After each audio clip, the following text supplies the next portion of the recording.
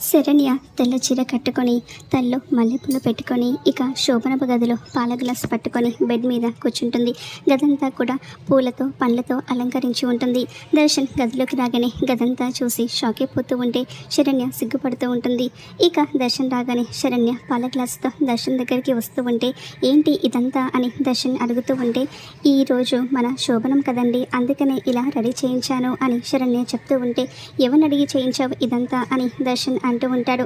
పంతులు గారిని అడిగి ఇదంతా కూడా ఏర్పాటు చేశానండి అని శరణ్య అంటూ ఉంటే అలా అయితే నువ్వు ఒక్కదానివే శోభనం చేసుకో అని దర్శన్ అంటూ ఉంటే శోభనం అంటే ఇద్దరం కలిసి చేసుకోవాలి కదా, ఒక్కదాన్ని ఎలా చేసుకుంటానో అని అంటూ ఉంటే నాకైతే అవసరం లేదు అని దర్శన్ అంటూ ఉంటే ఈరోజు మీరు ఎలా అయితే నా మెడలో తాళి కట్టాడో శోభనం కూడా అలాగే చేసుకుంటారు అని శరణ్య సిగ్గుపడుతూ దర్శన్ మీద పడిపోతూ ఉంటే దర్శన్ నువ్వు నాకు దూరంగా ఉండు, ఎప్పటికీ కూడా నువ్వు నా భార్యవు కాలేవు, నేను నిన్ను దగ్గరికి రానివ్వను అని దర్శన్ చెప్తూ ఉంటాడు.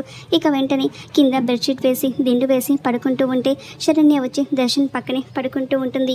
ఏంటి నువ్వు ఇక్కడ పడుకున్నావు అని దర్శన్ అడుగుతూ ఉంటే మీరు ఎక్కడ ఉంటే నేను మీ పక్కనే ఉంటాను అని శరణ్య దర్శన్కి దగ్గరగా పడుకొని తనని అలానే చూస్తూ ఉంటే దర్శన్ కోపంగా శరణ్య వంక చూస్తూ ఉంటాడు.